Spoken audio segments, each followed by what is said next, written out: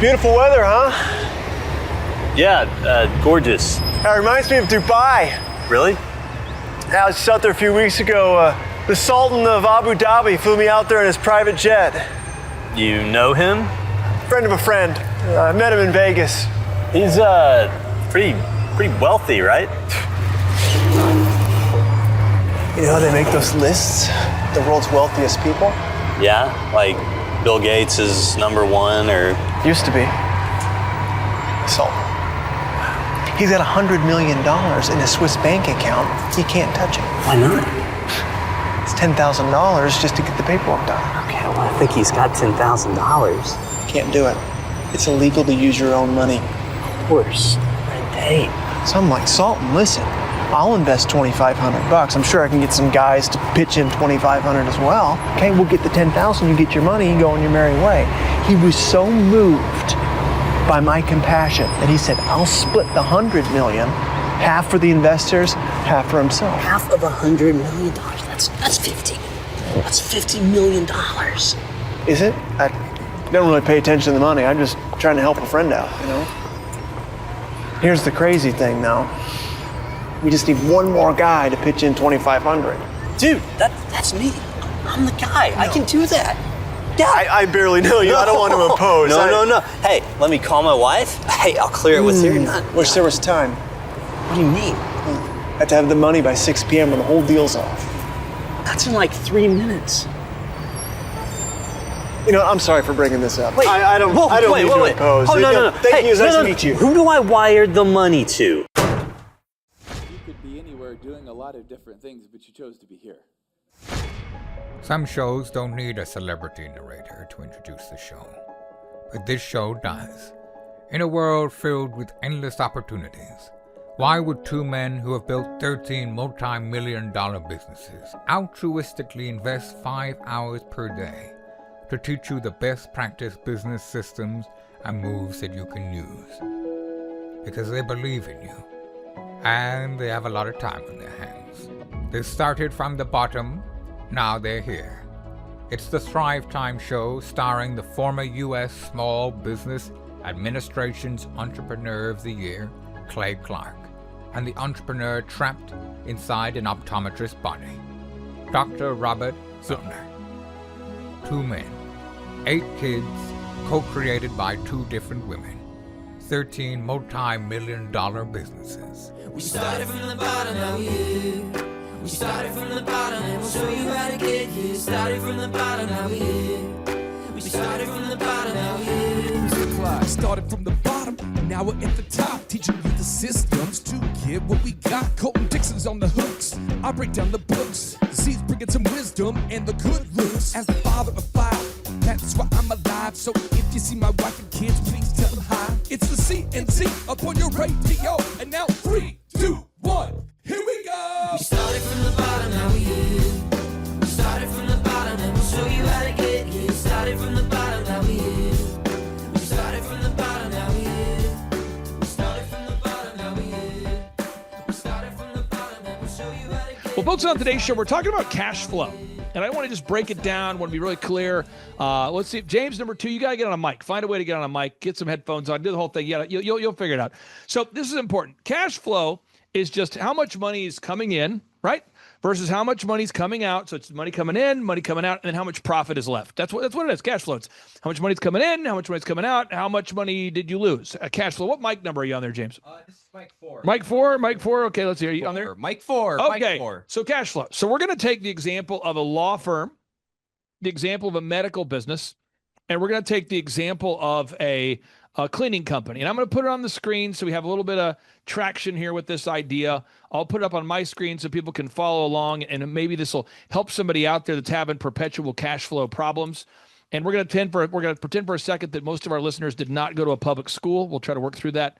So here we go. So first off here, Dr. Spurl, with a medical business, let's say that you bill a client for services rendered.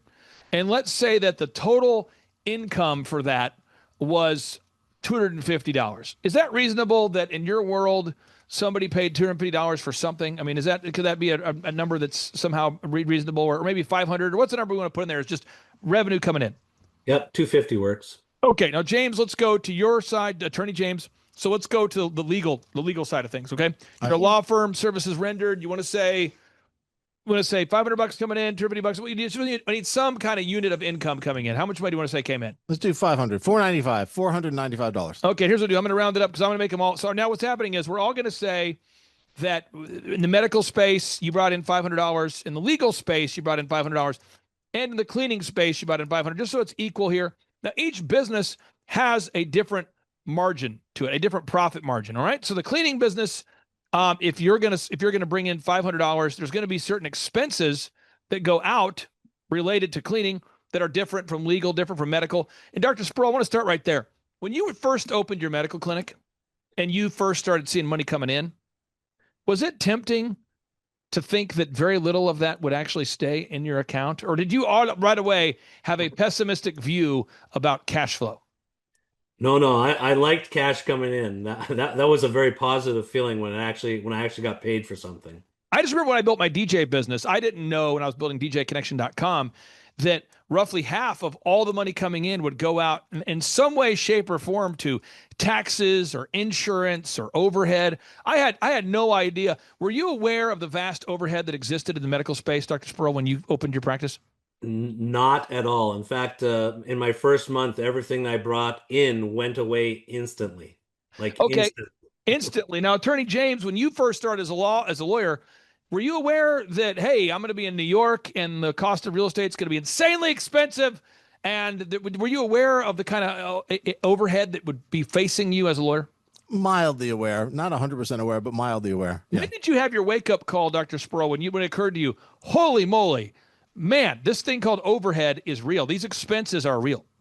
It was in my first month because when everything was said and done, I actually had enough for lunch. That's how much money I had left over, was just enough for lunch. So it was a lot, but I was happy to have at least made something that first month. Now, I'm going to keep this really, really, really simple because I'm trying to help somebody out there break through this. I'm going to keep it really simple. I think simplicity scales, complexity fails. For everybody, picture in your mind, $500 of income's coming in. Now, labor. Now, what you want to do is you want to do merit-based pay. So, James, let's talk through it real quick. If you had a legal assistant that was helping you with some of your legal processes, Dr. Sproul, if you had a medical assistant helping you, James, if you had a cleaning assistant or a cleaner working with you, could we say, is it possible that we could keep our labor at 25% of our gross revenue? Dr. Sproul, could we try to do that? Is that even a sane idea to try to keep our labor to 25% of gross revenue? Is that even possible? In healthcare, it's really hard. The range is 25 to 50%, but yeah, it's possible. Okay, I'm just going to put 25% in here just to try to give us some sort of baseline here for maybe you're saying up to half. I mean, man, you're nuts. It's like you had to go to school for years and years and years and years to become a doctor. Okay, so Attorney James, let's talk about this for a second. If you had someone working for you, you have $500 coming in. Is it reasonable to think that your team, your human resource costs could be kept to 25% or less, or should it be more than that? Yes, it can be kept. Okay, could be kept. 25% or less. Okay. Yeah. And then, James, on the cleaning side of things, could you imagine a world, James, where you would say, wonderful employees, wonderful team, for every $500 that's coming in, I'm going to take 25% of that and pay you guys? I hope that's possible. Okay, well, we're going to try. Okay, so now you got overhead. Dr. Sproul, I mean, you got an office, air conditioning, utilities, taxes, insurance. What's the number you want to put on that? I mean, what percentage is it? Is it 102%? Is it 25%? What number could that be, or should that be? We try and keep that to 25% as well. Okay, 25%. Now, James, what do you think? You're in New York there, where it's super expensive to do business. The real estate is ridiculous. Despite massive record numbers of vacancies in New York City, they still have pretty impressively high lease rates there, rent rates. What do you think your overhead percentage would be just on, office space, insurance, that kind of thing? Yeah, we're around 20%. Okay, 20%. So you get the idea. Now, what happens is James, I see non-attorney James, I see a lot of people that they go out in the marketplace and they say, these are the numbers that I'm going to go with. However, I'll go to you, Dr. Spurl, then we'll go to non-attorney James. Have you ever seen employees take longer than they should take for a task and want to be paid for, so the task should take an hour, but the employee takes 4 hours just to see what happens? Have you ever seen this happen, Dr. Spurl? It happens. Absolutely. James, you ever seen this as an attorney? You ever seen this where you're working with a legal assistant on your team? The task should take 4 hours. They turn in 16 hours. Have you ever seen this? Oh, 100%. Yes. And I have a solution for that, what I think you're going to come up with. But yes, I have. Okay. So, James, how could you see this getting crazy as a home cleaning business? How could you see the employees? Not that any of our listeners would do this, but how could you see, not that any other employee's ever done this before, but according to Inc. magazine right now, 85% of employees lie on resumes. Not our listeners, though. Okay. They lie on resumes. They just make stuff up on the resumes. And according to the U.S. Chamber, 75% of employees now admit to stealing from the workplace. Could you ever picture, James, in a scenario where you would have a great team of people that would make up their hours? Oh, yeah. I could see that so much, especially being in the military. The military is like the king and queen of this idea where you go and you hide and you sleep in the back area and then your shift is over. And you were in the military. Yeah, and I was in there. Yeah, I've Okay. seen it firsthand. So. Okay, now let me bring this up real quick. I have a person I know very well. Be very vague about how I know this person. James, this is a person I know very well. Okay, I hear you. and they're in the military. And I asked him, I said, you've been out of the military for 20 years. Tell me a crazy story. I won't share your name. I just need to know what's the craziest story. He said, well, okay, craziest story. He said, I was on aircraft carriers, okay? In the military during peacetime, if you don't use all your ammunition, then when it goes for approval the next year, then the budget gets cut. He said, so what we would do is we'd pull up to, an island area, an area where we were, near an island, and we would deploy an amazing amount of weaponry at the Dolphins. Ooh. And I'm like, at the Dolphins? And he's like, oh, yeah, like entire, massive groups of dolphins, just boom, boom, boom, because we saw them and we just obliterated them. He said, we're all idiots. We're all in our 20s. We're shooting everything we can. Anything blows up. We're blowing it up. That's what we did. And I go, no way. He's like, you asked me. This is what we did. Now, this story is now about 40 years old, but that's a real thing. And I go, come on. He goes, no. And also, we would go up in the fighters because this guy did some pilot work there. He said, we'd go up there and we'd just do joyrides and do all sorts of crazy maneuvers and things you weren't supposed to do. We'd fly into the wrong territories. And this is what we do. And I go, couldn't you have started a war? He's like, these are the thoughts we didn't have. We did. I go, no way. And then Robert Kiyosaki on this show talked about how he would take the military helicopter into enemy territory to pick up women. So he'd pick up foreign women and pick them up in the helicopter and take them on long vacations while intoxicated. On this show, he talked about flying helicopters while intoxicated to pick up foreign women that didn't speak the same language he was speaking in enemy territory to take them on long weekends. James, could you ever picture that kind of thing happening in the military? That's insane. I can picture it because I know that when I was at the end of the year, instead of buying people cold weather gear or upgrading tools and equipment, the command is getting Ferrari leather chairs in their office. So, now I'm just saying these are real, and that's we just talked about medical, and that's not 40 years ago either, is it? No, it's 10 years ago. Yeah. And we're talking about medical, we're talking about legal, we're talking about cleaning.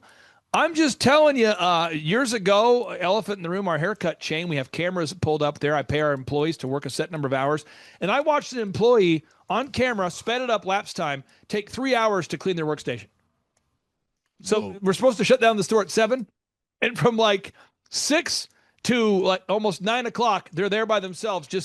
They'll say, I'll stay late. I'll clean the stations. I mean, let me guess, it wasn't that dirty, right? They didn't do anything. They just looked on their phone. They made calls. They played video games.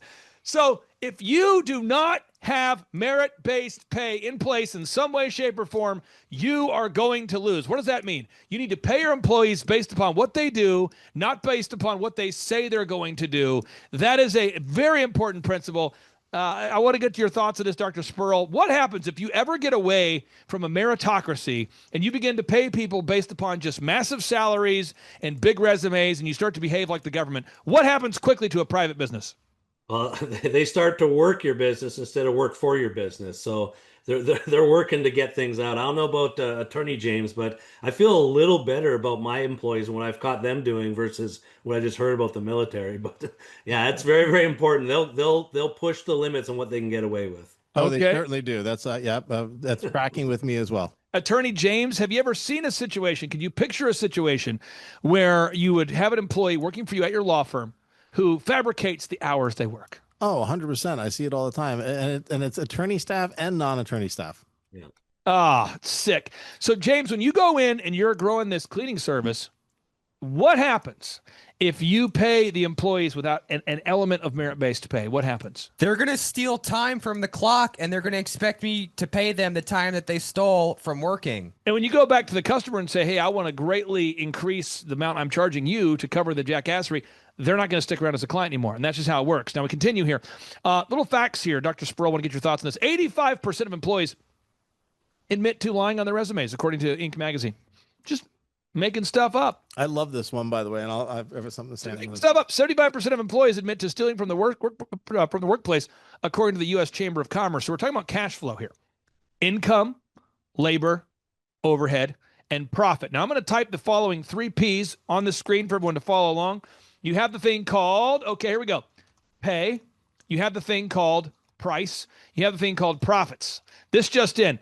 Every employee wants more pay. This just in. All employees, this just in, on behalf of Planet Earth, all employees want more pay. Okay? Price. This just in. All customers want a lower price. This just in from the human race. This just in from Planet Earth. This just in. Sent this to the aliens. Profits. Nobody cares about the profits of the business, other than the owner. Why is that true? I don't know. What's your thoughts on that, Dr. Sproul? I think there's an entrepreneur out there that for some reason isn't aware of or isn't expecting the conflict. Because, James, once you start go out there and you're cleaning houses at scale, there will be a conflict that will happen very soon when an employee wants more pay and the customer wants a lower price. And if you cave on either one of those areas, the thing that gets the squeeze is the lack of profit. Dr. Sproul, how do you handle the 3 Ps?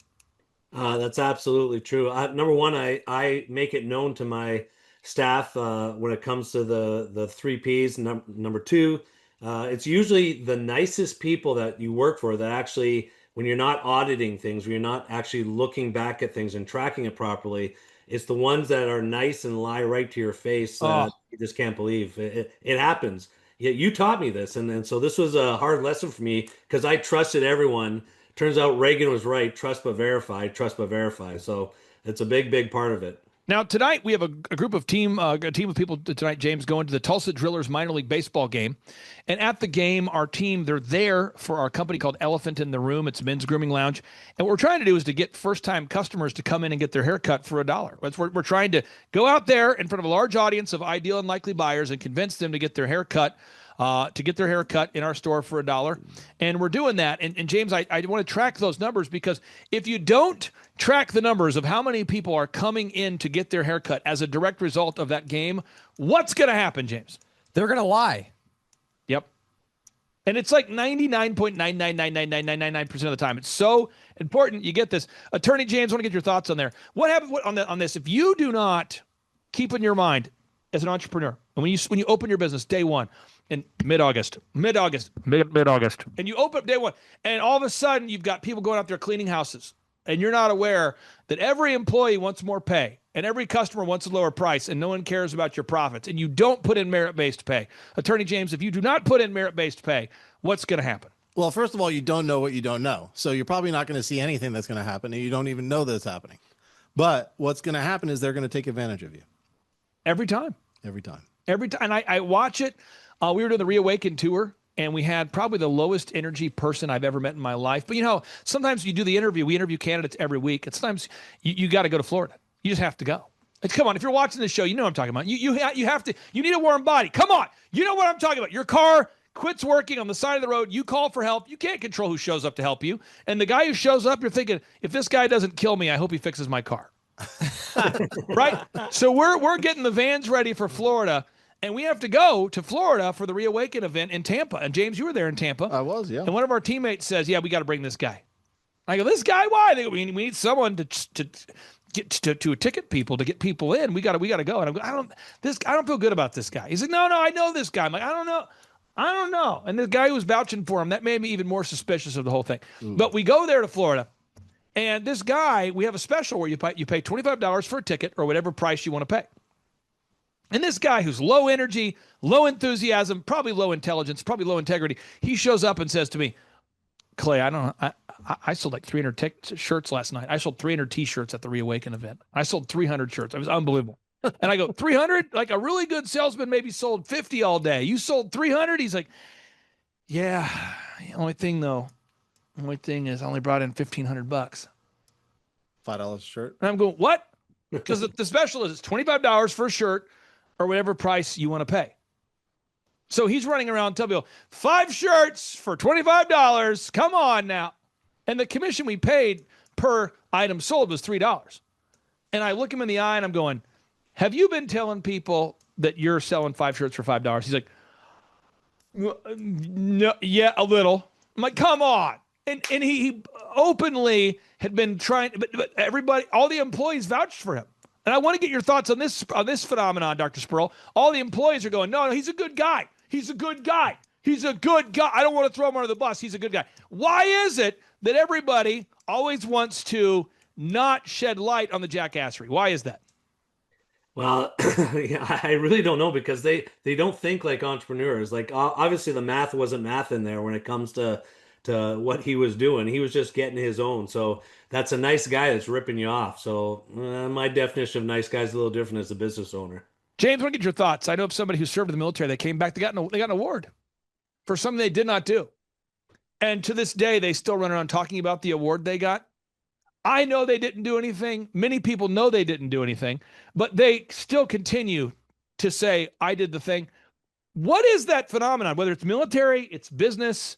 What is it where people, what is that? What is going on? You know, a human is a human no matter what uniform they put on or what they do for work. So I think they're going to, go to that instinctual level of their own, whatever that is, and just try to take. But I think our business owners watching this show, they think their staff is different. Dr. Sproul, I want to go to you real quick here. Because every client I know, they say, no, my front desk lady, she's good. No, she's like, that's my sister's friend. That's my friend's sister. That's my brother's cousin's neighbor. I've known her since high school. They always have a story and a blindness. What is that all about, Dr. Spurl? Why is there a blindness and a really a disproportionate, oblivious kindness that every entrepreneur has towards the people on their team that are screwing them? Well, you actually said that to me because I said that very same thing to you about how I've got a good staff, and the reality is they were nice to me on the surface, but when we started auditing, all I can tell you is my other clinic director and I were sending that emoji with the mind blown back and forth all the time about what actually was happening as far as the real numbers. And they were nicely screwing us. We had one gal who kept saying, oh, we'll collect next time. It was $160,000 over 3 months. She did not collect. Next time.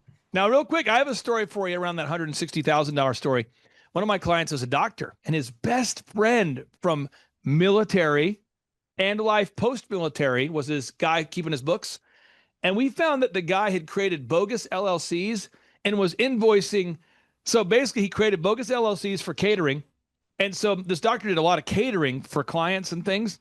And so his best friend would make up invoices and send invoices to him for, $2,000 here, $4,000 here, $500 here for different LLCs that seemed realistic. It'd be companies like, Healthy Foods LLC or Tastes Great Catering. And he had accompanying websites that went with them and all this. And the only way we found out was that there's a website called Who Is, where you can see who owns the website or who whatever. And long story short, it looked like my client got double charged for something, and he was trying to reach the person to make sure he wasn't underpaying or overpaying. And he said, could you help me figure out who this company is? I said, sure. I look it up, and it's his friend. And my client's like, why would my friend be the owner of the catering company that we use all the time? Let's look at the other ones. And we found out that all of the catering companies that he was using for these random caterings were all from his friend, and they got bigger and bigger over time to the tune of hundreds of thousands of dollars. And I'm trying to help somebody on this show because waste and fraud, folks. Clay, number one expenses for every business: waste and fraud. Back to you, James. Well, Clay, the topic of this show is cash flow, isn't it? So the guy had probably pretty good cash flow, didn't he? Oh yeah, that guy had great cash flow. He had no expenses and a lot of income. Okay, now let's put a little meat on the bone here before we wrap it up here. First off, if you're looking for a doctor you can trust, check out officialsynapse.com. Officialsynapse.com. If you're looking for a lawyer that you can trust, check out thelawyerjames.com. Thelawyerjames.com. That's the lawyer, James D. Cristofaro. Again, for the doctor you can trust, check out officialsynapse.com. And James, Made to Please, that's your cleaning service for everybody in the Tulsa area. Made to Please. And there it is. That's the website. That's the company right there. I just encourage everybody out there, though, trust but verify. And as it relates to the money, you got to manage the cash. You got to keep your mind on the money, your money on your mind. You got to make sure that you're not getting screwed, and you have to use merit-based pay. Dr. Sproul, I'll give you the final word. What do you say to any entrepreneurs out there that maybe haven't gone through the level of mentorship or coaching that you've gone through and are going, man, my employees, they just keep turning in more hours than what they were supposed to, and they keep doing the salary game and the hourly game, and they're not managing people? What do you say? Well, first of all, most entrepreneurs are good at what they do, or there's some level of expertise that they have, and they get busy with that, and they don't get to work on their business. So bring in someone like you helping to mentor was a game changer, because it allowed me to focus on the details that could actually get the data. So in healthcare, I don't make decisions in regards to people's health unless I have the data of their actual body, the blood pressure, the lab work. This is the same thing when it comes to running your business. Yet as an entrepreneur, I wasn't doing that as well. So mentoring is key, being held accountable, working with someone who understands how these operations work. I am extremely trusting, a little bit gullible when it came to how people were, and actually getting a little shot in the arm. And to James, Attorney James' point, the cash flow coming in is great if you're really good at your job. But if you're just wasting it, and being from Minnesota, we don't know anything about waste and fraud and stuff like that. Absolutely. You have some of the best daycares in the world up there. Yeah, trust them all. Dr. Sproul, thank you so much for your time. Attorney James and non-Attorney James, appreciate you both, and we'll talk to you soon. Bye-bye. Yes, and maybe no, folks. You see, a lot of entrepreneurs, they come to me, they say, Clay, I want to grow my business. I say, let's help you. Let's do it. Yes, let's make it happen. And then they say, hey, do you know of any connections for capital? And I say, most of the time, no. And they say, why? I say, well, you know how I funded DJconnection.com is I worked at Applebee's, Target, and DirecTV. For anybody who's taking notes, who wants to tap into that secret pathway to ultra riches, it would be Applebee's, Target, and DirecTV. Somebody says, well, how can I take the Applebee's, Target, and DirecTV a quick shortcut to success? Well, step one, you work at Applebee's. My boss, a nice guy named Ian, I worked at the one off of Harvard and I-44 in Tulsa. Target. My boss, Target, and my boss at Target, Tara, nice lady, did a great job. Target, worked at Target primarily the hours other people did not want. And then my boss at DirecTV, his name was Lex, and Lex looked just like, he looked a lot like Terry Crews from, Terry Crews, the famous actor. So if you don't know Terry Crews, look him up. And then I worked at those three jobs because it turned out nobody really wanted to invest money in the growing of a DJ entertainment company. You know, people weren't lining up, banks weren't lining up, private capital, private equity, institutions, billionaires, millionaires, rich family, which I didn't have. They weren't lining up saying, oh, hey, you want to be a DJ? You want to buy JBL speakers and SM58 microphones and compact discs? Sure, I'll invest in you, buddy. How much experience do you have? And I would say, no experience. And no one was saying, well, great. Based upon the fact that you want to buy assets that depreciate almost instantaneously and you have no previous business experience and you are a young man, sure, we would love to invest in you. No one wanted to do that. So I worked at Applebee's, Target, and DirecTV. However, today we have a longtime client who happens to be an attorney. I'm going to pull up his website here, folks. For anybody who wants to look up his website, you can. It's at the Attorney James. He's in New York. Okay, so he's in New York. And so, folks, we're going to do a Google search. We're all going there right now. Now, when you type in the Attorney James New York, you're going to find Letitia James, but that is not who we're looking for. James, what is your website for people who want to look you up on Google right now, sir? TheLawyerJames.com. TheLawyerJames.com. TheLawyerJames.com, not Letitia James, but if you type in James, New York lawyer, you're going to find Letitia James. That's not the right James. So, James, tell us your first and last name, and tell us how long have you been a legal eagle, sir? My first name is James, as you can probably imagine. My last name is DiCristofaro. I have been a legal eagle since 2001, so 25th year anniversary. Really? Yes, sir. That's impressive. You know, my wife and I just celebrated our 25th anniversary.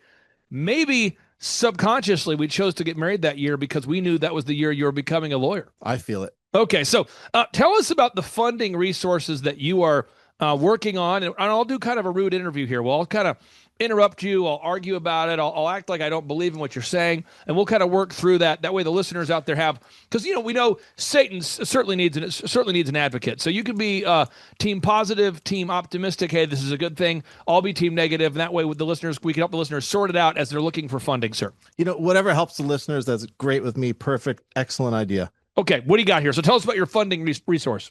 Well, so I'd like to give you a little bit of background first, if you don't mind. Since 2018, almost 10 years, I've been representing small businesses in a very niche market called the merchant cash advance market. These are purchases of receivables or financing that are given from funding companies to small businesses. These funding companies are notoriously known in a very, very bad way for destroying small businesses. In fact, I got a phone call about a month ago from a small business owner who had taken out one of these merchant cash advances. He didn't do well with it. He lost his business, had a heart attack, lost his wife, and lost his house. And the next day he said to me, I can't speak to you right now because I am on a ventilator. Wait a minute. You're telling me a guy lost his wife? Lost his business, his house, and his wife. Your business, I'm taking notes here. This guy lost his business, his house, his wife, and his health. And his health. Yeah. He had a heart attack. And the next day he said, I can't talk to you during our scheduled call because I had I'm on a ventilator now. Whoa. Okay. That's kind of a tough story. Back to you, James. Yeah. So these folks have been very, very poorly affected, very, very badly affected by these financings. There are a lot of hidden things, these games that these brokers play to set up the financings. And I said, you know what? Let's put a stop to this. So I founded my own funding company called clearmca.com, clearmca.com, clearmca.com. Now, clearmca.com, is that Hebrew for you're going to lose your business, your house, your wife, and your health as a result of securing a high-interest business loan? Yeah, exactly. Okay. Exactly not. Okay. No, I mean, that'd be insane. All right, I'm asking the tough questions there, James. Back to you, sir. Yeah. And so the reason why it's called Clear MCA is because a lot of times brokers approach small businesses, and there are three main hustles that they do, these fraudster moves that they make to get small businesses to take money from them and then pay it back under really, really, really oppressive circumstances. Do you want to hear about those three scams? I do want to. Because our listeners out there are saying, I want to avoid the three most common funding scams. I'm taking notes. Back to you, James.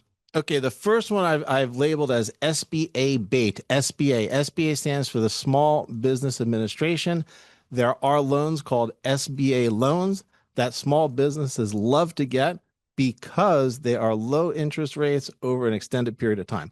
So these brokers say, hey, listen, why don't you do some financing with me? And once you do this financing with me in 45 days, if you do this financing with me for $10 or $15, $20,000, in 45 days, you will qualify for a $1 million SBA loan. Oh, come on. That's what they do. That's what they do. It's insane, Clay, because guess what happens after those 45 or 60 days? They jack with your credit. They start charging you crazy fees. You lose your house. You lose your wife. You lose your health. You lose your business. And that, folks, in this order, you lose your business, then you lose your house, then you lose your wife, then you lose your health. Then you're on a ventilator saying, I can't take the call. Yeah. And you know what, Clay? Guess what? The broker disappears and there is no SBA loan on the other side of that rainbow. Come on. Come on. I can see why this would cause someone to lose their business. Back to you, James. And okay, so that's the first one. Watch out. Beware of the SBA bait, I like to call it. Just beware of that. Okay, so the second one is I call the $10,000 hustle. This can actually be a $50,000 hustle or a $100,000 hustle. You ready for the way that this works, Clay? I'm ready, and I'm taking notes. You call this the $10,000 hustle? Yeah, the $10,000 hustle or the $50,000 hustle. The $10,000 hustle or the 50,000 or the.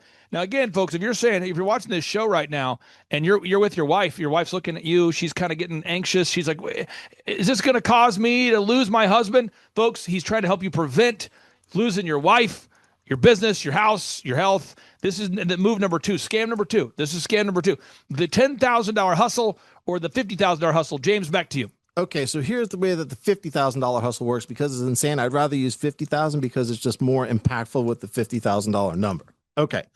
So, hey, Clay, do you want a $50,000? Would you like $50,000 today if I can get it to you?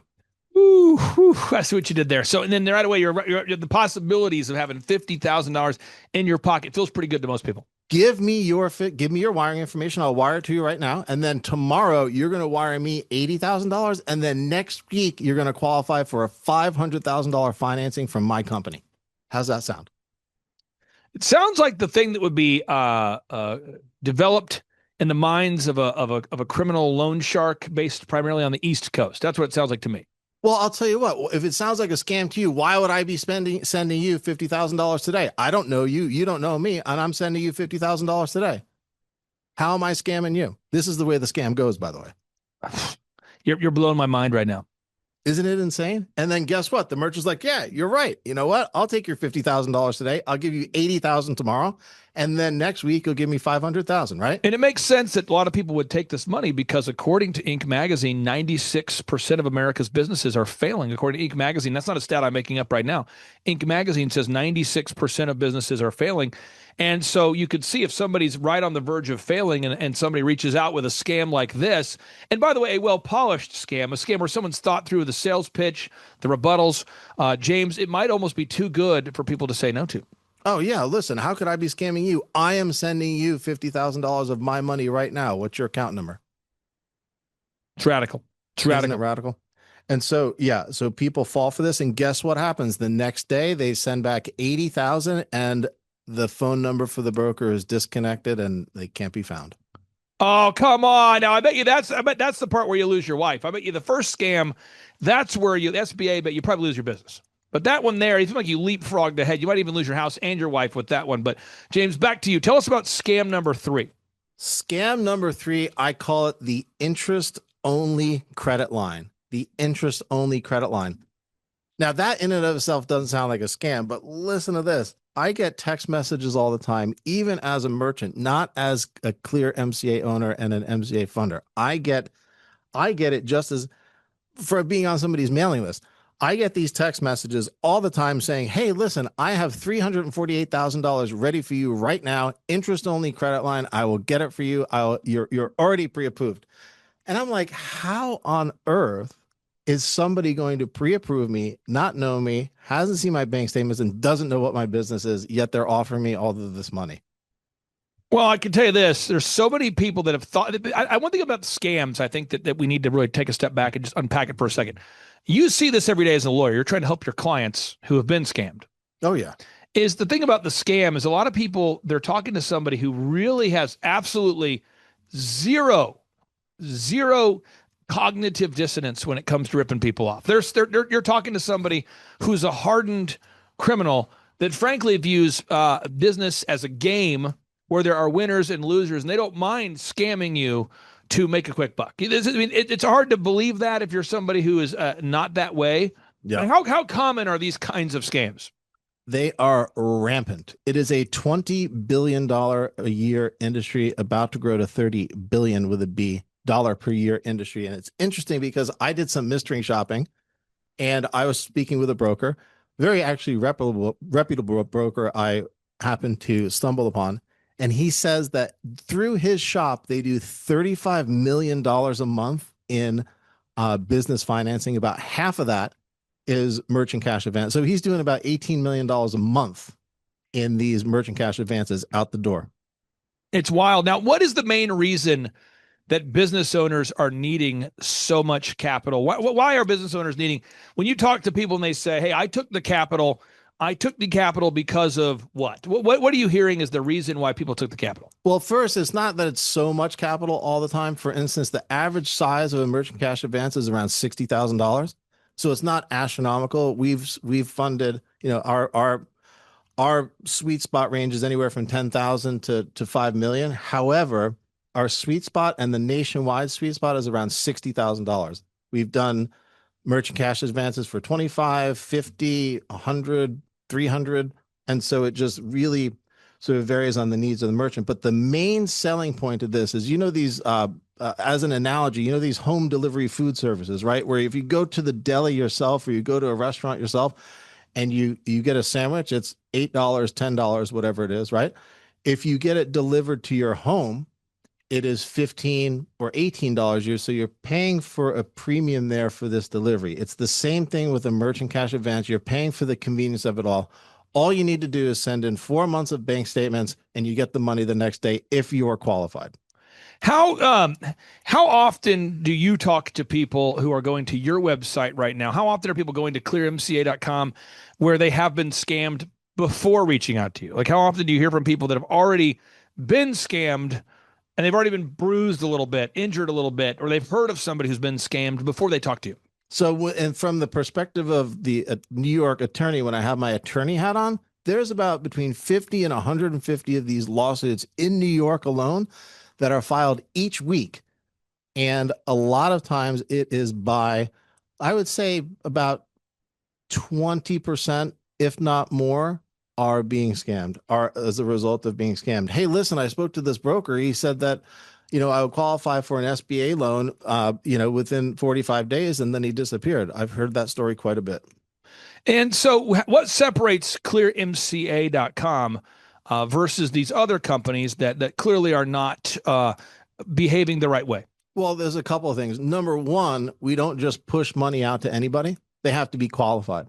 And the way that they're qualified is it goes through an underwriting analysis. It has certain bank balances, number of deposits, revenue, and things like that. And this is a very, very important thing, is that they need to have a clear plan for repurchasing the receivables that are back in the advance. This is very, very important. If we don't see a path for them coming out at the other end, we don't extend the funds at all. It doesn't make sense because we want the business to succeed. We don't want the business to fail. As opposed to other or the industry generally likes to put money, it's called, out on the street, and they'll worry about getting it back later without concern for the health of the merchant. And how do you secure funding? Like, where are you getting this pool of capital from? Well, I have my own personal capital deployed, and I have capital from other members as well who are like-minded individuals and want to have merchants succeed. Okay. And so if somebody wants to start the conversation with clearmca.com, what does the process look like if somebody wants to investigate this and perhaps to look into it to see if it is potentially a good idea? Well, number one, go to our website. That's the easiest way. It's clearmca.com, clearmca.com. You can call the number on the website. But Clay, for your listeners only, I can give you my personal cell phone number, and they can text me directly. That's 917-783-3153. 917-783-3153. 917-783-3153. Now, I'm super protective of our listeners and making sure that our listeners don't get taken advantage of by anybody. And so what are the kinds of questions that you're being asked from people, from business owners that are reaching out to you? What kind of questions are you being asked right now as it relates to the funding that you can offer? Well, I actually just did a recording today where I gave them 5 questions to ask funders before agreeing to an advance. If you just hang on for a second, I'm going to look up the questions, and these are very, very helpful questions. And for anybody out there, if you're listening right now, what I encourage you to do, if you go to clearmca.com and you're looking for a potential funding resource or a funding partner, again, pray about it, think about it, sleep on it, no matter what you decide to do.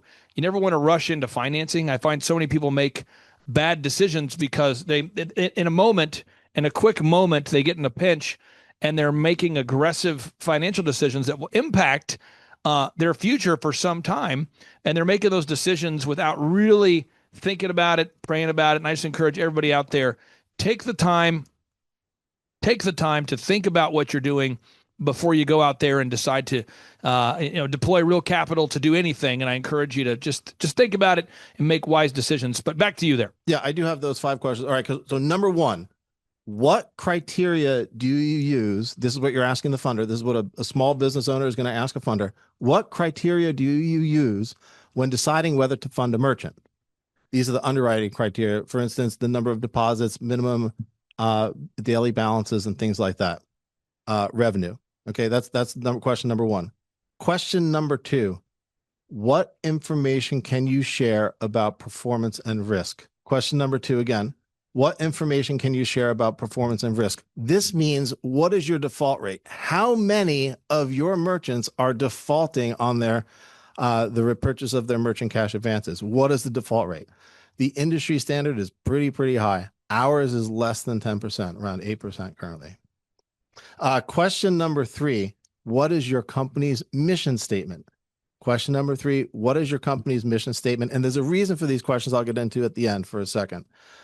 Number 4, who owns the company? Question number 4, who owns the company? Who am I doing business with? Who am I taking money from if I take this advance? And question number 5, and you asked this of me, Clay, what is the source of the funding for the advance? Question number 5, what is the source of the funding for the advance? You know, Clay, we were approached by a hedge fund that has a $650 billion fund, $650 billion. And the reason why we turned the money down was because they put all of these restrictions. We have a very unique underwriting system where we get to know the merchants, we understand their finances, and we want these merchants to succeed. And right now, actually, the 8% is a lot less than an 8% default rate because we have an agreement with the merchant. So in any event, the funding actually work? Like if somebody says, I do want to move forward with this, can you walk us through the process of actually securing the funding? Is it you get on a phone call, you apply, then the money is beamed to you? Are you going somewhere with a traditional closing? Are you given payment terms where you can pay it back over a period of years? Is it 7 years? Or just walk us through a little bit more detail if somebody does in fact move forward with your funding. Well, yeah. So step 1, fill out an application. We get on the phone with you, take down some basic information. The 4 months of bank statements is key. Once we have that, we then run it through our underwriting process, and you'll know right away, probably within a few hours, usually within a few hours, whether or not you're approved or not approved. If you're approved, you get an offer. If you're not approved, you get told why. For instance, minimum bank balances are too low. There's not enough deposits. It's not an industry we work in. For instance, we do not fund adult entertainment. We do not fund vape shops. We do not fund cannabis. We do not fund truckers. Just those are, and we don't fund law firms, believe it or not. These are just high risk industries that we don't work with So how long, what kind of terms can someone have to pay you back? Oh yeah. So that's step 2. Once you find out that you're approved, you get offered terms. Terms are typically, the payments are weekly. We don't like to go out farther than 6 months. Got it. Okay. And what kind of interest rate are we talking about? Well, it's not. So here's the thing, right? It's not a loan, right? It's you're paying for we're buying your future receivables from you, and you are repurchasing them back from us. That is the key here. That's what a merchant cash advance is. And the cost of the money varies depending on the risk. And when are we going to meet the Saudi prince that's going to wire us the money? When do we get a chance to meet the Saudi prince who's going to wire us the money? Okay, so once we agree on a dollar amount and a repayment plan, okay, dollar amount repayment plan, you have what's called a funding call. Okay. When you have a funding call, this is where the person that is going to hit send on the funds is going to interview you, talk to you for about 20 minutes or so, understand your business a little bit more, understand who you are, make sure there's no weird stuff. And we're going to also peer into your bank accounts with you. You're going to give us access to your bank accounts through this software that we use. And we're going to view everything that's going on that and verify that the bank statements that you gave to us in the context of your application process are the same bank statements. You've got the same deposits and withdrawals and all that stuff. There's no funky stuff going on. Once that's all verified, you'll get it within 5 minutes. Okay. And so you feel good about this. You feel good. This is something you feel good about. I've known you for a long time. You're saying you feel good about this. I am 100% behind it. And the reason is because, and here, do not take a merchant cash advance. Do not take a merchant cash advance to pay off your old bills. That is ridiculous. It's insane to do that. You need to take a merchant cash advance to generate revenue. That is the only way that these things work. And the way that I like to do it is this. Clay, if I were to offer you $20 bills for $15, how many would you get? If you were to offer me a $20 bill for a 15, for $15, I'd do one and see what breaks. I'd do one and do, because it seems like a good deal. I also have an overall paranoia that's got me through life so far. Yeah. So only take out a merchant cash advance if you, let's say you have $10 and the cost of your $20 bill is $15, and you borrow that $5 to purchase a $20 bill, you're going to have a $5 spread, and therefore you're going to immediately make $5 on it. That's the way that a merchant cash advance works. If that makes sense. I don't know if it did. I see the look on your face. You seem a little bit too likable to be the kind of guy that we're dealing with as it relates to being a lawyer and money. Because usually people don't like lawyers, and they also don't like the people they're borrowing money from. So I'll put a picture of your face on the show. People can look you up, verify you're a real guy. I've worked with you for years and years. I feel good about you. You've always been kind to any of the clients we've ever sent your way. You've always treated them with respect. But I encourage everybody out there to do your research and assume that James has lost his mind, and assume that I therefore have lost my mind as well. And again, this is not an endorsement. This is more of an opportunity. I just say, look it up, folks. Do your own research on this. James, I really do appreciate you carving out time to be here with us today on part 2 of today's show, folks. On part 2 of today's show, it's the lightning show, laser show. On part 2 of today's show, we're going to interview Dr. Troy Spurl. He's a longtime client up there in Minnesota. And we're going to talk to him a little bit more about cash flow as it relates to your business. James, you smell terrific. We'll be back on part 2 of the show, folks. Stay tuned. Excited. Thank you. Well, folks, on today's show, we have the attorney James in the studio today, all the way from New York City. And we're joined here with Dr. Mark Sherwood, who's joining us remotely. Dr. Sherwood, welcome onto the Thrivetime show. How are you, sir? I'm doing well. Thanks for having me, Clay. I appreciate it as always. Hey, so I want to talk to you today about cash flow, and specifically as that relates to business. And I want to talk about the 3 P's as I see it. There's P number 1. Every employee pretty much wants to make more pay. And I've got no problem with that. They want to make more pay. 2, most customers want lower prices. Most customers want lower prices. Most employees want more pay. And the 3rd is most of the human population does not care about the profits of the business owner. Again, let's repeat that. Prices. Virtually every human on the planet, every customer wants lower prices. Pay. Every employee wants more pay. And profits. Nobody cares about the profits of the owner. And I want to get your thoughts on these one by one, because there's somebody out there watching this show who hasn't run a business for as long as you have, and maybe they want to, or maybe they currently do run a company, but they're just not sure how to navigate those 3 areas. Let's talk about pay for a second. What's your thoughts on pay? Because you know that every employee wants to get paid more. And you know there's a certain threshold or a certain maximum amount that a customer is willing to pay for your product or service. There's a certain maximum amount that customers are willing to pay for your product or service, but every employee wants to get paid more. What's your thoughts on employee pay, sir? Well, certainly when you find an employee that's worthy of pay, you need to pay them well above what is maybe average or expected from their pay grade or even their education. Ultimately, when you find those eagles, as I call them, that are able to fly above everybody else, you pay them like eagles. And there's plenty of, on the opposite side of that, Clay, buzzards. And you got to cut them off, man, because it's not about equity.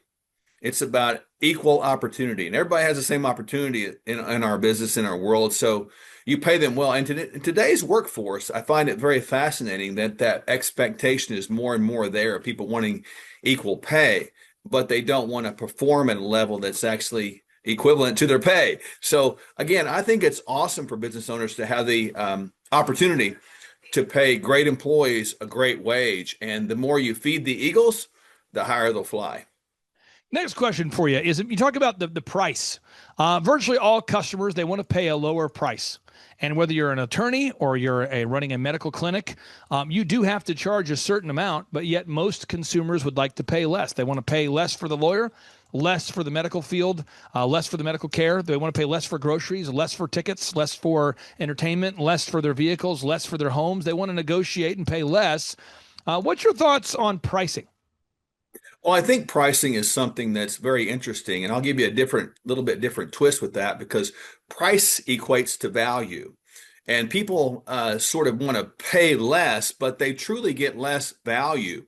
When I look at an attorney like Attorney James, you mentioned him being there with you. It's important if you want the best attorney, you want to have the best attorney. And that means the best attorney needs to have a perceived value. The value is set by the price. And that price is not going to be equivalent to the least of the attorneys, but the best attorneys. The same is true with the doctor. You know, my wife and I have talked about this a lot. I get it that people want to pay less, but we want to create the value that's more. If you want the best doctor, the best outcome, the best attorney, the best outcome in court, you want to make sure that you actually set your value up there with the price. And to that end, Clay, not everybody wants to pay the best price. They want to be cheap, and that's okay. But, you know, ultimately, we look at it like I think it's self-worth as well.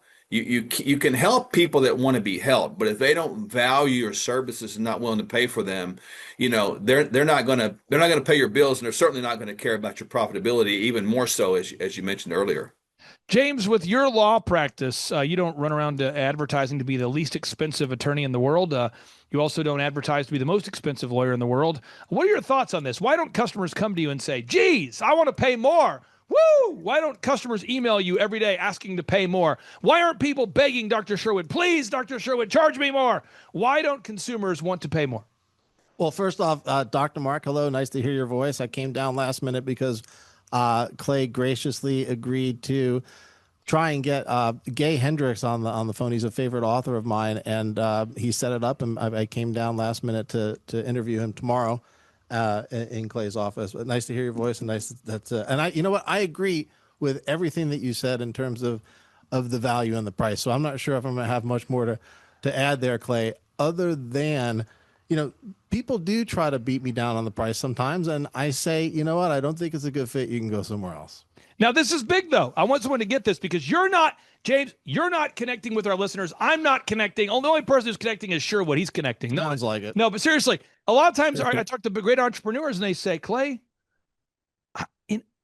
I don't want to price myself out of the market. And I go, and I don't want you to take advantage of people either. But currently, Mr. Entrepreneur, you're in poverty. And you're charging, and I'm talking for every one entrepreneur I know that overcharges, 9 out of 10 of them are barely charging enough, especially contractors.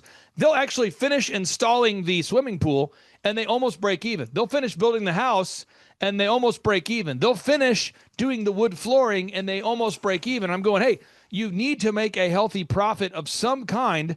And they say, well, customers are always asking me for lower prices. I go, I know. Because this just in, on behalf of all customers in the history of the world, they all want to pay a lower price. Dr. Sherwood, what say you?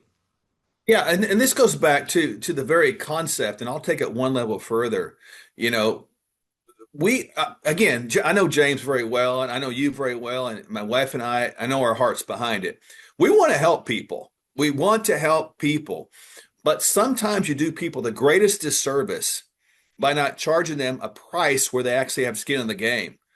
With skin in the game, you're actually going to get your money's worth. I know I'll use a simple analogy or example that people can get.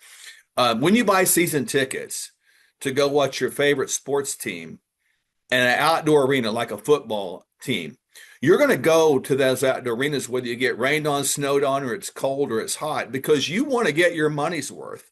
And the same is true with your medical care. The same is true with your longevity endeavors. The same is true with your case you're working with your favorite attorney, hopefully Attorney James.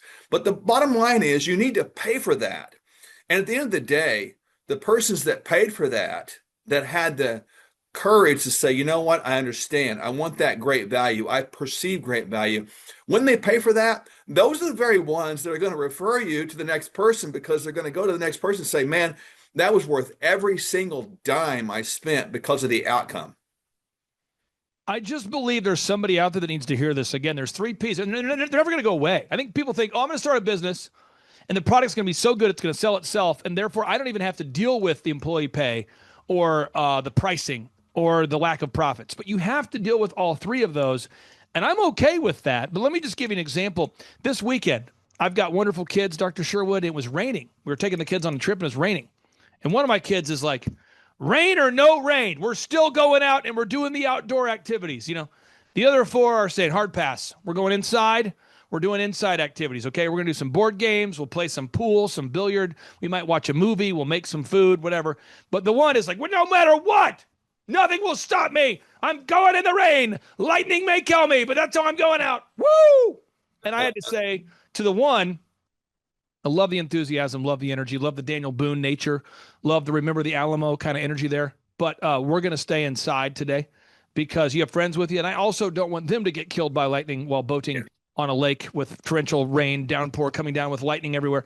And so I was okay with one of my children being upset, and it didn't bother me. Let me try that again. I was okay with one of my children being upset, and it didn't bother me. There's somebody watching this, Dr. Sherwood. You want universal praise, and universal praise cannot happen if you are going to solve the issue of cash flow. It is not possible to receive universal praise. And there's somebody out there watching this right now. You want to receive universal praise. You can't do it in football. If you're a big Bronco fan and you're on the Broncos, and your buddy is a big fan of the Steelers and he's on the Steelers, you're both professional football players, both of you cannot be happy with the outcome of the game. If one of you, there's two candidates to vote for, even if you're a member of the same political party, if there are two candidates to vote for and you vote for one candidate and your friend votes for somebody else, you both cannot be equally happy. And there's somebody out there trying to find universal happiness by getting the prices exactly where the customer wants it, the pay where the employees want it, and the profits where everybody wants it, which is zero.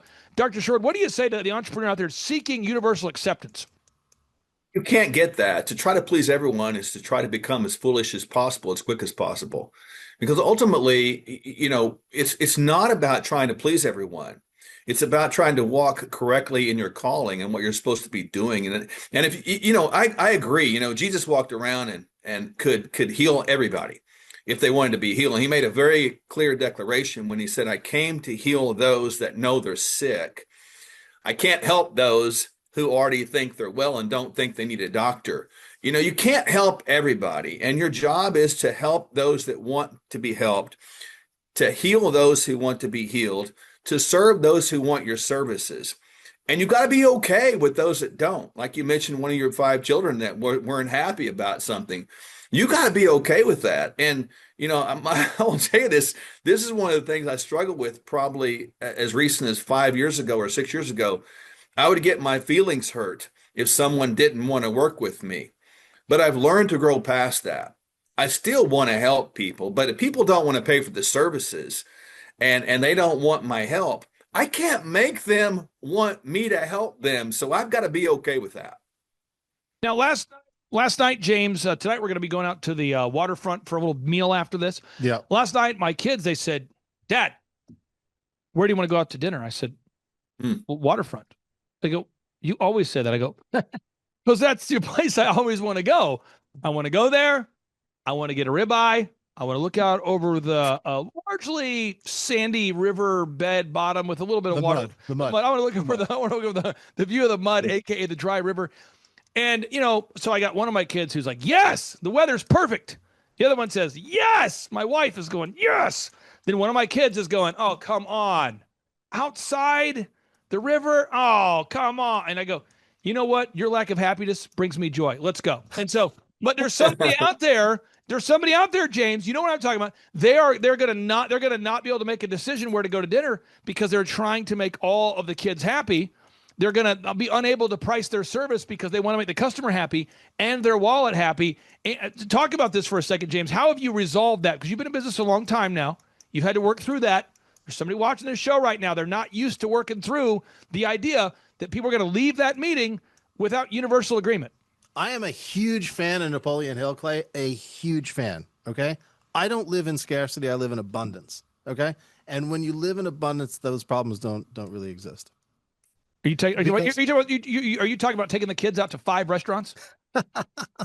No, I'm talking. I'm not talking about the kid scenario. I'm talking about what Dr. Sherwood said about not being able to help everybody and only help those that you can help. Yep. So in that context, it is. Thank you very much for your interest. I'm sure there's a better fit somewhere else, and it's about the mental attitude and the frame of mind with which you approach these types of situations. So with the children, I only have one, so I don't have that issue. Got it. Now we're going to go to Sherwood.tv, Sherwood.tv. And I want you to know, throughout the Reawaken tour, we met so many great medical teams. We met Dr. Meehan's team. We met Dr. Sherwood's team. We met Dr. Spurl's team in Minnesota. And what was great about Dr. Sherwood is he's right here in Tulsa, Oklahoma. And so my wife and kids, they went over to his practice. My friends went over there. Dr. Sherwood, we know of a pastor that lost almost 90 pounds with your program. We know that my children optimize their health. We also know you work with patients all over the country. Tell the listeners out there about the solutions that you offer at Sherwood.tv. That's Sherwood.tv during the final 60 seconds that we have you there, sir. Certainly, I'll begin with the problems. The problem is our country is the most unhealthy it's ever been in the history of mankind's existence. I mean, we're kind of setting the benchmark about what not to do in the world with regard to our health. So I want to solve that problem. I don't like human suffering. I don't like human suffering needlessly out of ignorance. Now, I can't help those that are in rebellion, of course, as James has talked about, but I can't help with ignorance. We can give them information how to remove excess body fat from the frame. We can get them hormones back in their system that are badly needed to control brain, bone, and heart disease processes. We can get peptides in their system. We get supplements in their system. We can help them with nutrition, sleep, stress management, movement, all these things to put life back together in a great way. It's about giving people their life back and improving health span and decreasing sick span. And that's our mission. And we're going to stay with that for the rest of our days on planet Earth, at least. Again, folks, that's Dr. Sherwood. That's the attorney, James. One more time, folks. Someone says, what's that website? It's Sherwood.tv, Sherwood.tv. Someone says, what's James's website? It's the lawyer, James.com. Dr. Sherwood, thank you so much for your time. Attorney James, thank you so much, and we'll talk to you next week. All right. Sounds great. See you all later. Bye-bye. Goals become like a magnet. They pull you that direction. And the better you describe them, the more they pull. So ask intelligently. Believe you can get what you want like a child, not an adult. Adults are too skeptical. So the formula really reads, make plans like an adult and believe in them like a child. See, the big question is not what am I getting paid here? The big question is what am I becoming here? Because true happiness is not contained in what you get. Happiness is contained in what you become. If we really want to thrive, yes, it is about vision, it is about team, but it is about the tools, and it is about building the habits every single day to do not just your best, but to do what others aren't willing to do. When you build those habits over and over and over and over again, it gives you such a unique form of confidence. When you build those habits daily, one of the two quotes that was in my room almost all my life growing up was, somewhere he is out there training while I am not, and when we meet, he will win. And it sounds really negative, but I loved it because I wanted to be that one that was training while other people weren't. Most of the best in the world in business or in sports, they have also coaches on the side and mentors on the side. Why? Because they want that 1% of 1% of 1% to get better. But so many times we feel like, well, we don't really need it. Man, I think it is one of the most vital things to our life, to your company, for us as a ministry. We have so many pastors and wise counsel that we go to. That Clay Clark, man, he is one character. It's a good word for him, character. Yeah, that is it. Good, driven, smart. And I've never met a guy who was so hyper all the time. He's doing so much good. And then I met his mother, and she just says, she just lets him be Clay Clark. I mean, so he's endorsed by his mother, and he's doing magnificent work. So it was great meeting you out there and all the people that he surrounds himself with. Clay Clark starts his days at 5 o'clock in the morning. Oh, it's incredible. Yeah, he's a machine. He's a machine. But I have problems with my company starting at 9 o'clock. Yes, hundreds of people showing up at 5 a.m. in Tulsa, Oklahoma. Man, he's a leader of a leader. He's a fantastic young man. Oh, he is. He is. He has just a wealth of knowledge. He's worked with so many different companies and different businesses. He could take a concept that he's used before in the past with somebody totally different industry and see how it would work perfectly for you in whatever niche market you're in or whatever type of service you're providing. And so his brain is just a wealth of knowledge, and just to have that type of perspective on, as a part of your team and your own company is huge, super valuable. So I would definitely encourage people to use him. But one thing is, you got to be coachable. You got to be wanting to get feedback. You got to be wanting to really grow your company. You got to want to put that extra 10 hours a week to working on your business and not just in your business. And so, yes, I would recommend it to anybody who's wanting to grow their company and provide great systems, checklists, workflows, great encouragement, and have accountability.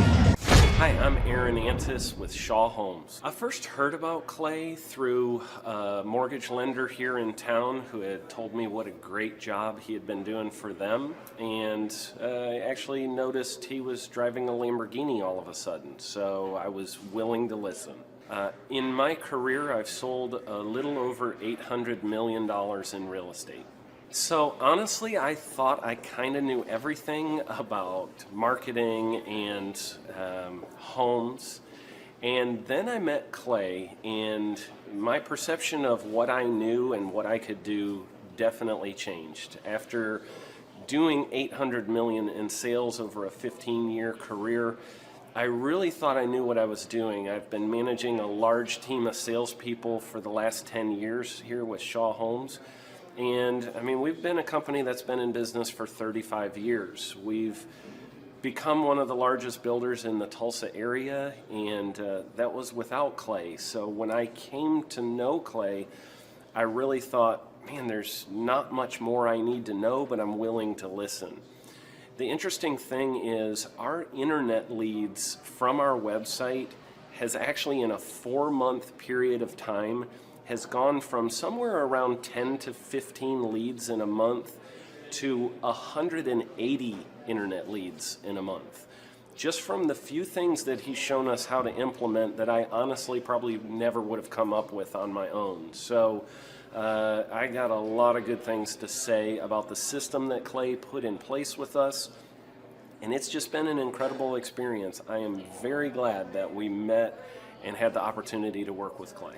So the interaction with the team and with Clay on a weekly basis is honestly very enlightening. One of the things that I love about Clay's perspective on things is that he doesn't come from my industry. He's not somebody who's in the home building industry. I've listened to all the experts in my field. Our company has paid for me to go to seminars, international builder shows, all kinds of places where I've had the opportunity to learn from the experts in my industry. But the thing that I found working with Clay is that he comes from such a broad spectrum of working with so many different types of businesses that he has a perspective that's difficult for me to gain because I get so entrenched in what I do, I'm not paying attention to what other leading industry experts are doing. And Clay really brings that perspective for me. It is very valuable time every week when I get that hour with him. From my perspective, the reason that any business owner who's thinking about hooking up with Thrive needs to definitely consider it is because the results that we've gotten in a very short period of time are honestly monumental. It has really exceeded my wildest expectation of what he might be able to do. I came in skeptical because I'm very pragmatic, and as I've gone through the process over just a few months, I've realized it's probably one of the best moves we've ever made. I think a lot of people probably feel like they don't need a business or marketing consultant because they maybe are a little bit prideful and like to think they know everything. I know that's how I felt coming in. I mean, we're a big company that's definitely one of the largest in town. And so we kind of felt like we knew what we were doing. And I think for a lot of people, they let their ego get in the way of listening to somebody that might have a better or different perspective than theirs. I would just really encourage you, if you're thinking about working with Clay, I mean, the thing is, it's month to month. Go give it a try and see what happens. I think in the 35-year history of Shaw Homes, this is probably the best thing that's happened to us. And I know if you give them a shot, I think you'll feel the same way. I know for me, the thing I would have missed out on if I didn't work with Clay is I would have missed out on literally an 1,800% increase in our internet leads. Going from 10 a month to 180 a month, that would have been a huge financial decision to just decide not to give it a shot. I would absolutely recommend Clay Clark to anybody who's thinking about working with somebody in marketing. I would skip over anybody else you were thinking about, and I would go straight to Clay and his team. I guarantee you're not going to regret it, because we sure haven't. My name is Danielle Sprick, and I am the founder of D Sprick Realty Group here in Tulsa, Oklahoma. After being a stay-at-home mom for 12 years and my 3 kids started school and they were in school full-time, I was at a crossroads and trying to decide what do I want to do? My degree and my background is in education, but after being a mom and staying home and all of that, I just didn't have a passion for it like I once did. My husband suggested real estate. He's a home builder, so real estate and home building go hand in hand, and we just rolled with it. I love people, I love working with people, I love building relationships, but one thing that was really difficult for me was the business side of things. The processes and the advertising and marketing. I knew that I did not have what I needed to make that what it should be. So I reached out to Clay at that time, and he and his team have been extremely instrumental in helping us build our brand, help market our business, our agents, the homes that we represent. Everything that we do is a direct line from Clay and his team and all that they've done for us. We launched our brokerage, our real estate brokerage, 8 months ago. And in that time, we've gone from myself and one other agent to just this week, we signed on our 16th agent. We have been blessed with the fact that we right now have just over 10 million in pending transactions. 3 years ago, I never would have even imagined that I would be in this role that I'm in today, building a business, having 16 agents. But I have to give credit where credit's due, and Clay and his team and the business coaching that they've offered us has been huge. It's been instrumental in what we're doing. Don't ever limit your vision. When you dream big, big things happen. I started a business because I couldn't work for anyone else. I do things my way. I do what I think is in the best interest of the patient. I don't answer to insurance companies. I don't answer to large corporate organizations. I answer to my patient, and that's it. My thought when I opened my clinic was I can do this all myself. I don't need additional outside help in many ways. I went to medical school. I can figure this out. But it was a very, very steep learning curve. Within the first 6 months of opening my clinic, I had a $63,000 embezzlement. I lost multiple employees. Clay helped us weather the storm of some of the things that are just a lot of people experience, especially in the medical world. He was instrumental in helping with the specific written business plan. He's been instrumental in hiring good quality employees, using the processes that he outlines for getting in good talent, which is extremely difficult. He helped me in securing the business loans. He helped me with web development and search engine optimization. We've been able to really keep a steady stream of clients coming in because they found us on the web. With everything that I encountered, everything that I experienced, I quickly learned it is worth every penny to have someone in your team that can walk you through and even avoid some of the pitfalls that are almost invariable in starting your own business. I'm Dr. Chad Edwards, and I own Revolution Health and Wellness Clinic. Clay, my honor to be on your show, and thank you for all you do. I hear the ripple effects from you are good ripple effects. You know what I mean? people rave about what they learned from you. So congratulations. And we went from expecting maybe 250,000 this year to we're at 400,000.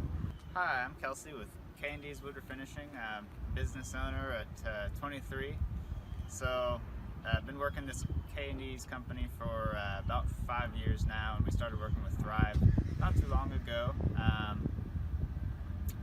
And we went from expecting maybe 250,000 this year to we're at 400,000. That's what we're going to hit or exceed. So we're pretty excited about that.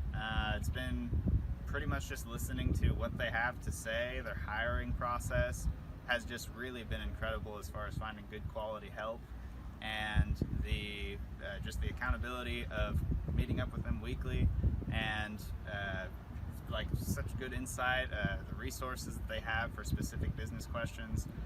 It's all been really incredible. It's been a great experience, so I would recommend it to anybody.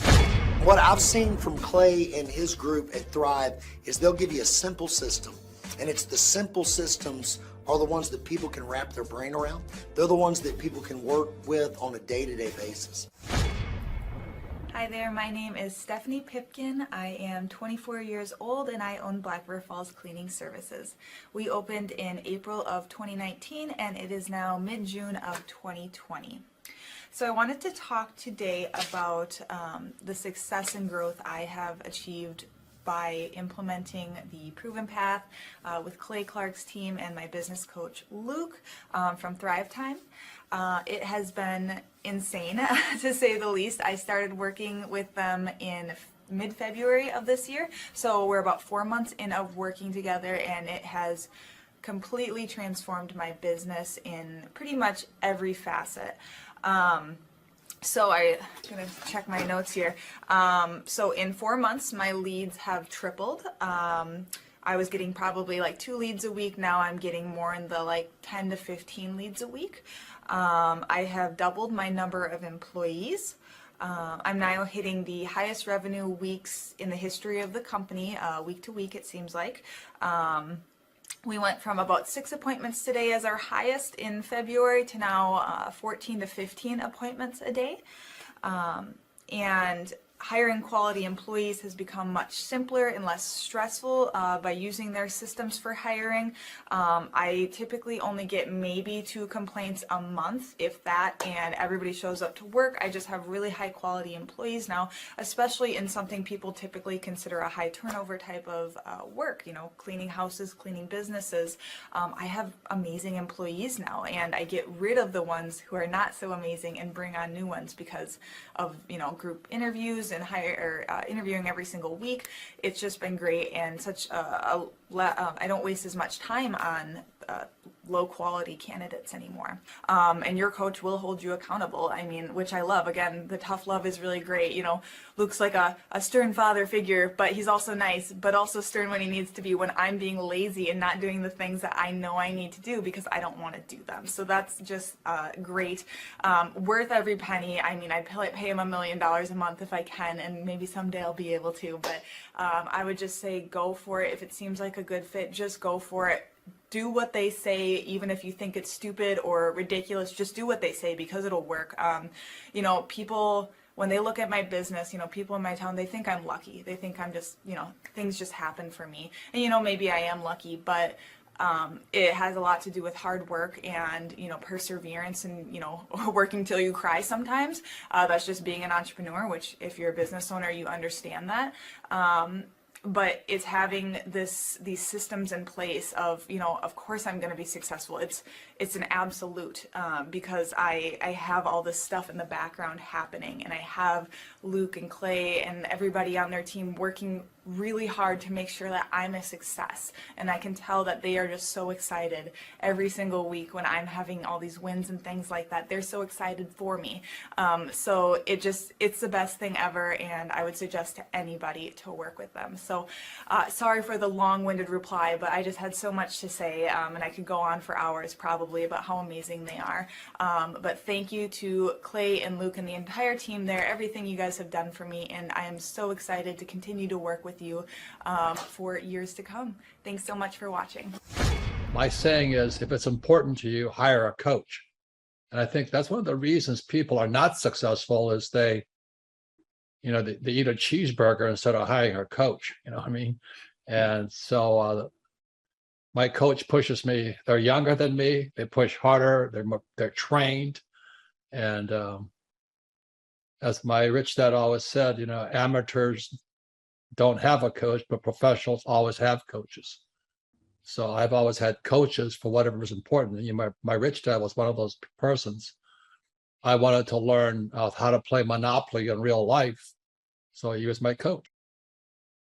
I always wish that I had this. And because there wasn't anything like this, I would go to these motivational seminars, no money down, real estate, Ponzi scheme, get motivated seminars, and they would never teach me anything. It was like you went there and you paid for the big chocolate Easter bunny, but inside of it, it was a hollow nothingness. And I wanted the knowledge, and they're like, oh, but we'll teach you the knowledge after our next workshop.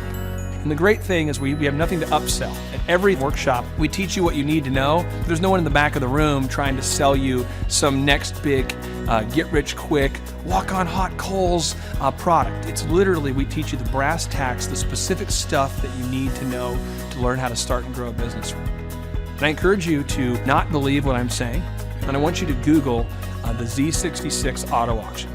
I want you to Google elephant in the room. Look at Robert Zellner and Associates. Look them up and say, are they successful because they're geniuses, or are they successful because they have a proven system? When you do that research, you will discover that the same systems that we use in our own business can be used in your business.